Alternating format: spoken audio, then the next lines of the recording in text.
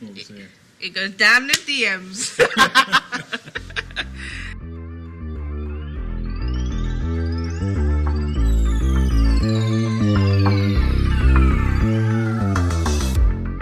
Hi, I'm Matt. I'm Monique. We've been married for 3 years next month. Yep. So I've been doing this for a little while.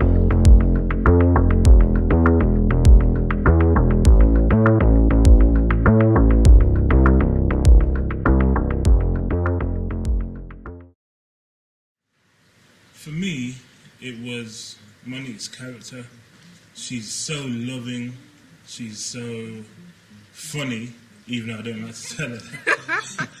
But she's funny, she's loving, she genuinely cares. And when I would speak to Monique and spend time with Monique, I was like, I could see this person raising my children.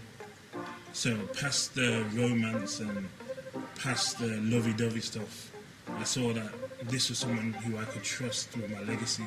This is someone who I could trust with my future. And Monique just really blew me away with that.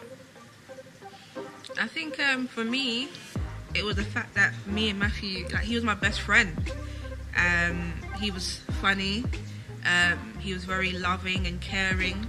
And even though we were just friends, I felt like he was someone that always encouraged me, always pushed me to like achieve more. And I just knew that that was someone that I would want to be with, especially in terms of his faith. He was very strong in his faith, and that just made me start to fall in love with him even more.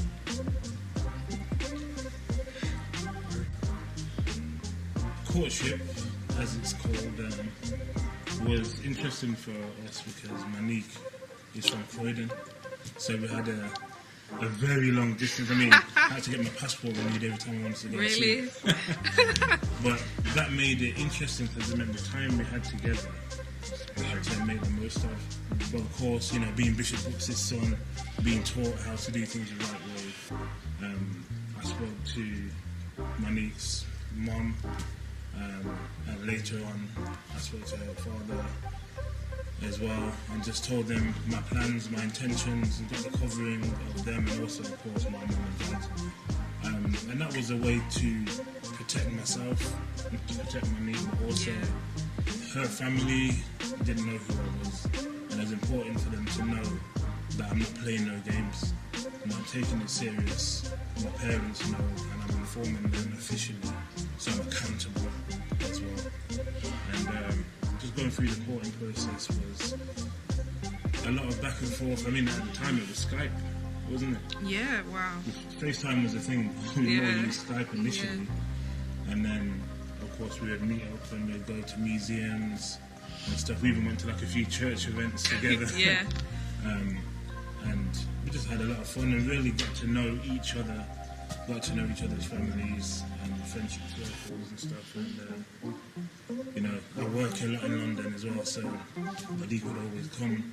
When I had a show in London, she would always be there, supporting me, cheering for me. Yeah. And that's what it looked like from my perspective.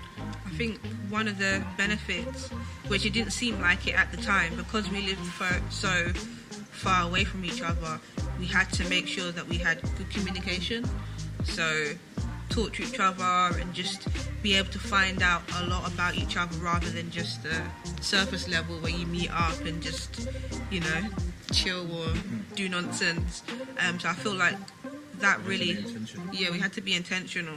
So I feel like that played a big part in us just becoming friends and getting to know each other.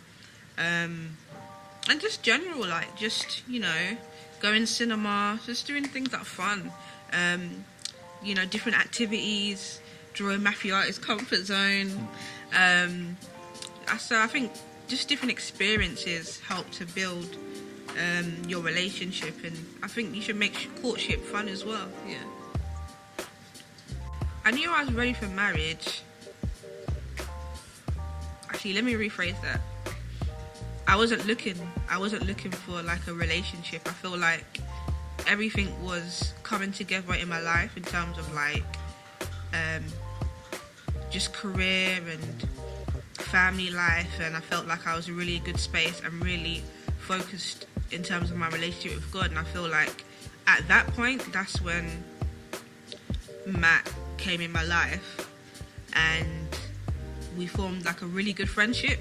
And I feel organically that is when I felt like, okay, I'm actually at a place where I could potentially get married, and I feel like there's a man in my life who I want to marry. But it wasn't something that I was like, okay, I need to reach the benchmark of being ready for marriage. Once you're focused on your goals in terms of personal goals within your own personal life, you automatically become ready for marriage. That makes sense. Well, I'll keep it simple. I knew I was ready for marriage when I became friends with Monique, and she played a trick on me, and she said, "Oh, I'm getting engaged. I want you to come to my engagement party." And I was like, "You what?"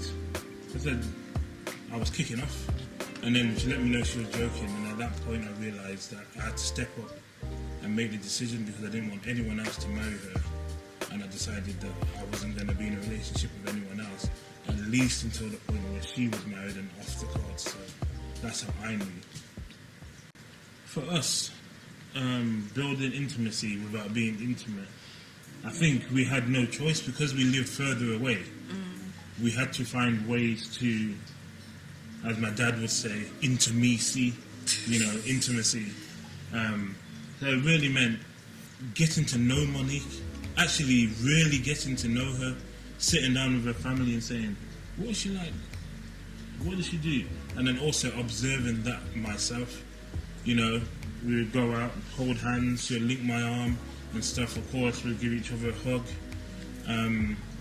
And I think, really speaking, our intimacy came from our conversations.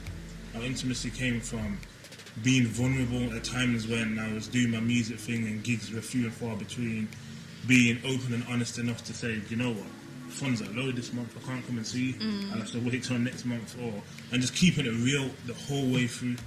So building physical intimacy without being physically intimate per se is a lot easier when you communicate and you share, forget this Instagram stuff where you show only your high points.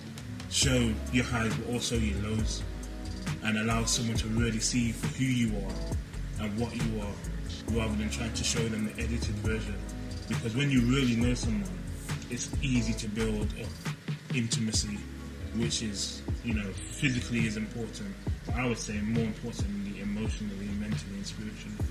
I think, it's just about being open, honest, and I think when me and Matt first started talking and I knew I really liked him, obviously at first, when you do your video calls, even little things like, obviously you make sure you're cute, your hair's done, eyebrows are in place. After a few months, headscarf, no makeup.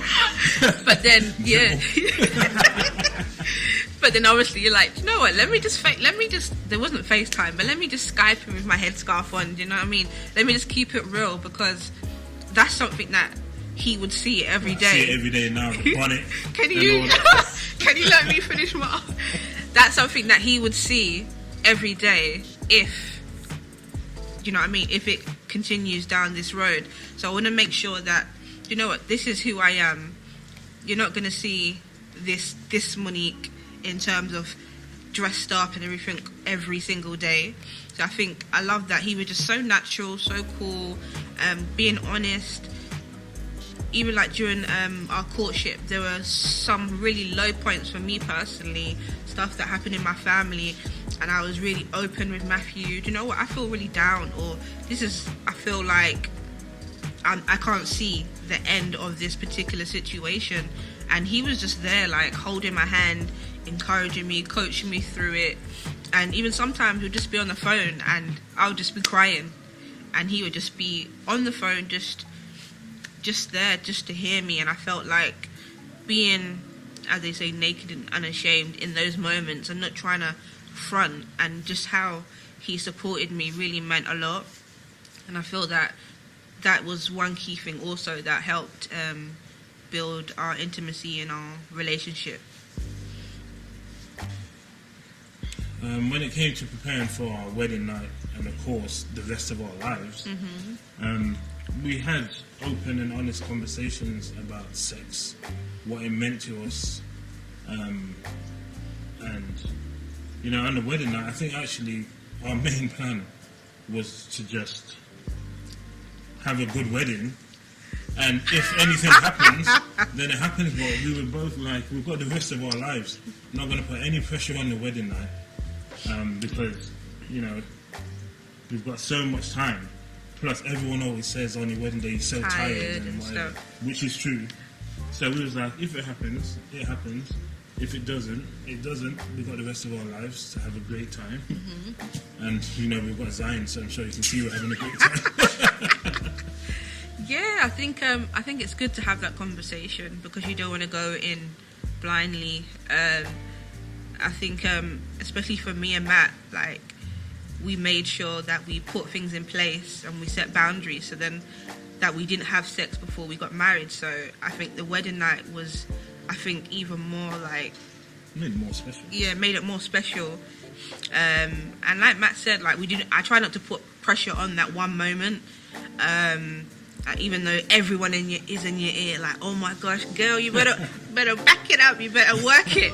And it's like, hold on, so the whole of my life I haven't been backing it up, and all of a sudden I got to just turn it on like a penny. And I think even that is like, you get a bit anxious and you get a bit, nervous or even a bit fearful. So I think having that conversation with your fiance, your significant other to be is so key. And let's just say it goes down the DMs.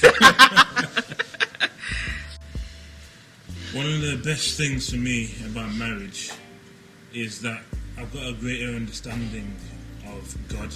And I could say the same about being a dad as well, but as this is about marriage, I'll stick to that. Because, you know, you've got the bride, the bridegroom, you know, Christ is coming back for his bride, and he gave his life for his bride, and all these things. And you look from the Old Testament right the way to the end of the New, you see God making a way to save his bride, to provide for his bride, to lay himself down for his bride. And like, even in our marriage now, I just feel like I've really learned how to love Monique as time has gone on, and my love for her increases daily, weekly, monthly.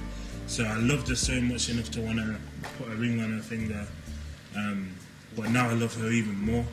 And I really just think that as time goes on, if you continue to be intimate in the sense of communicate, be honest, share your truths, share your vulnerabilities, and really build that connection, even when you're having an argument, even when Monique's doing my head in, which is about 23 and a half hours out of every day.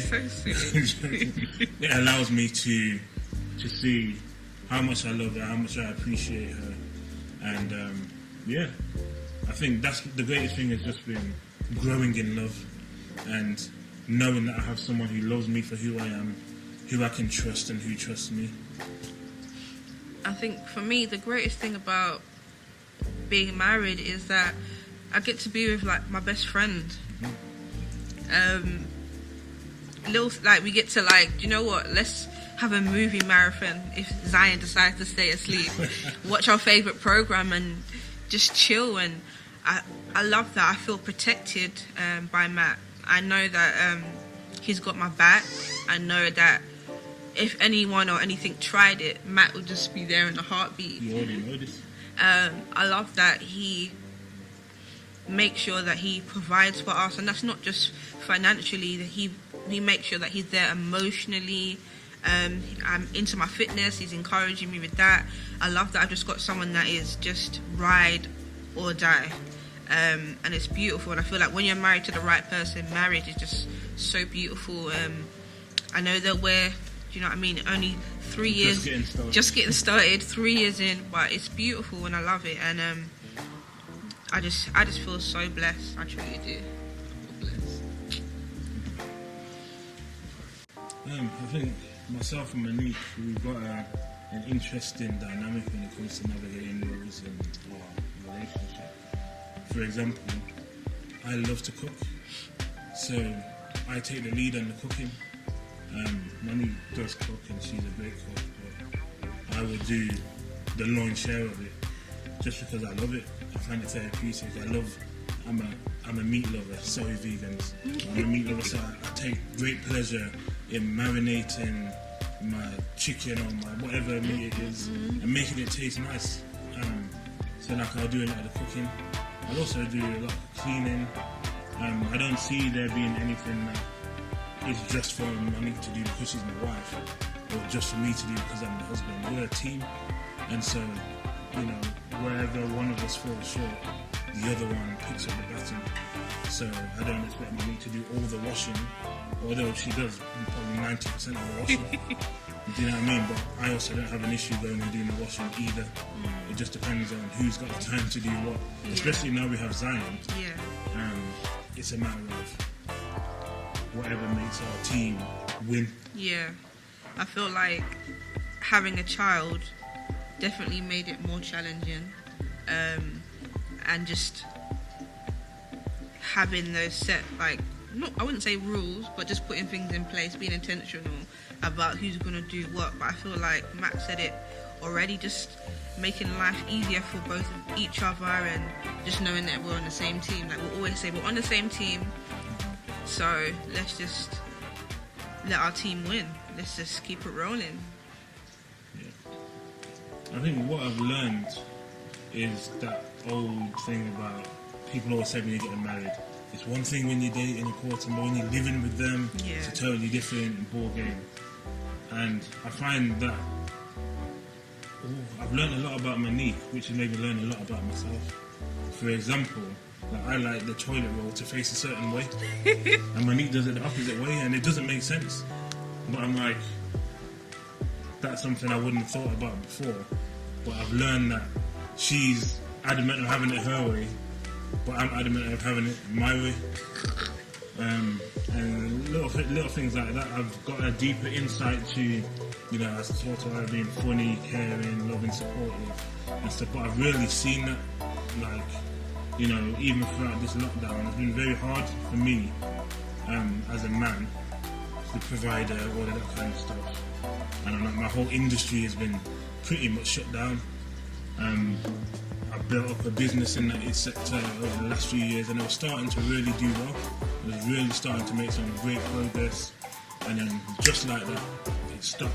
And I've had so many low moments, and I've really seen Monique really believes in me. Some people are like, well, come on then, you gotta quit it all, sell all the equipment you just bought, everything like that. But she's like, no, come on, you still have a future in this, you still do it. And she just supports me, my dreams, my business and ambitions. So I've learned that she really does care. It wasn't lip service. She really does support me, she really does have my back. Got me cheesing. I think the same for me. I think things are amplified, and I think it's the small things, really.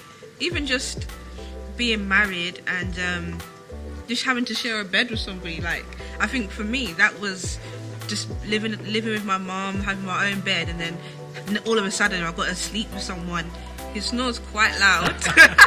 And it's just like, it's just adjusting to something as simple as that.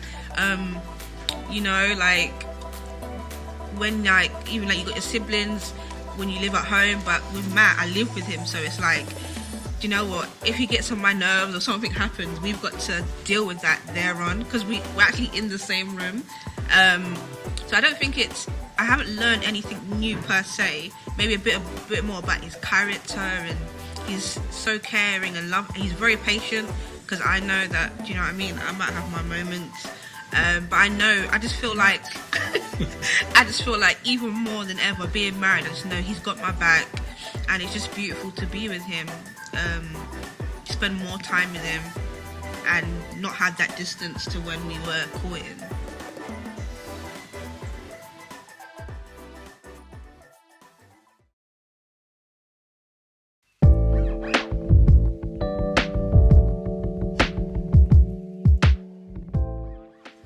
So straight away, Bishop had us in the office. He actually had his sheep's stick round Nathan's neck and said, said basically, this is going to be used if we step out of line. We know when we haven't been praying as much, we feel the difference. Like, hands down, very, very important. You're supposed to have 5 a day. Fruit. I think you should have 5 sessions a day too, if I could.